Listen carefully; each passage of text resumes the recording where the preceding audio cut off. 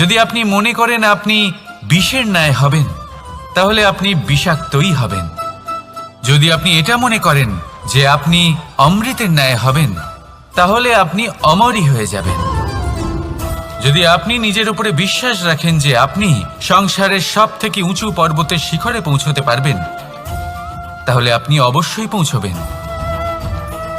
যদি আপনার এরকম মনে হয় যে আপনি এরকম কখনো করতে পারবেন না, তাহলে এরকম কখনোই হবে না।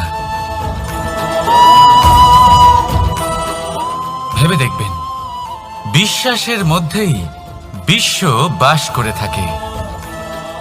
তো আপনার অস্তিত্ব কেন করবে না? যেমন বিশ্বাস আপনি নিজের উপরে রাখবেন, তেমনই আপনি হয়ে উঠবেন। সেই জন্য নিজের উপরে বিশ্বাস রাখুন,